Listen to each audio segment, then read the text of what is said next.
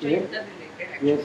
See, when you become, my understanding, correct me if I'm wrong, when you become gunatit, that's the state of Atmajnana.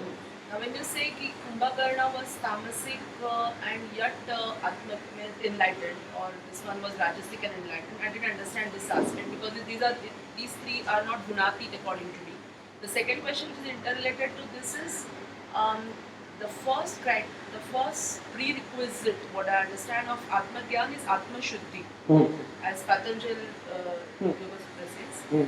And the third one is, as far as the in reaching that state, is a total surrender and be in a state of a witness and like becoming a ragdoll in short, kind of. That's So a misinterpretation. that's a misinterpretation. To be a witness, to be in surrender, yes. In fact, in integral yoga, surrender is the most important thing. Just to be open to the force is the most important thing. But to be a ragdoll is not true. It is a very conscious, very aware, very difficult thing to do. We say we are surrendered, none of us are telling the truth. Because if you are surrendered, if you are really completely surrendered, you cannot complain anymore about anything that happens to you. If you have completely surrendered to the force, to the Guru, to the divine, to whatever, that means anything that happens to you is best for you. So surrender also happens partially. That, the movement partially, but when it is 100%, when it reaches that state. No, when you say ragdoll, you are saying that there is no consciousness anymore. For him, uniqueness, relatedness, transcendence.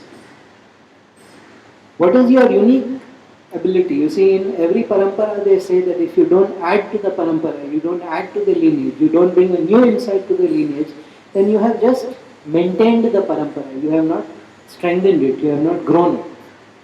So, you are correct. But what is your question? I didn't understand, because what you are saying is just self-obvious. You are asking about the Kumbhakarna and Ravana. Gunatit and Atma Shuddhi. That is what he says. He says you can be in touch with the divine, but you can do it in an incomplete manner.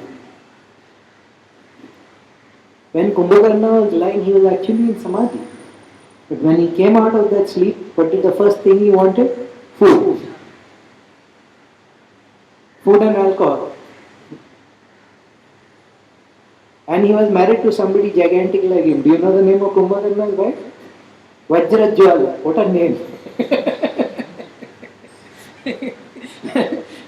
She was just like him. Tamasic. That, you see, this is where Aurobindo really pushes it and really shakes people up, because he says, you can have a spiritual experience, and when you are speaking from that level, all that you say makes sense. And then you come into your normal consciousness, and then you say, oh, women should be subservient to men, or some nonsense like that. This is a problem. Psychological development is not necessarily connected, or emotional development is not necessarily connected with spirituality. According to him, it was okay if you were. It was okay if you. If that part of the enlightenment was more important than the actual. No, for him, every side had to be integrally developed. You could not develop only one side. See, even Buddha discovered that. He discovered that he has complete mental peace when he starves his body. Yeah? Then he said, but this is partial. This requires that constant violence be done to my body. This accomplishment of mine is possible only by doing certain constant violence to my body. That cannot be an enduring thing. That cannot be the authentic thing. It is a stage. That's when he started eating again. Otherwise, he was very famous tapasvi. He became so much skin and bone that his body had it was not holding together. He would just rub his hands and his hairs would fall off. He would rub his body and the hairs on his body would fall off. He had become emaciated to that extent. Could it be a ketosis where there is a metabolic this thing and you feel that you are in a state of this thing? Yes, absolutely. There is a lot of delusional samadhi also.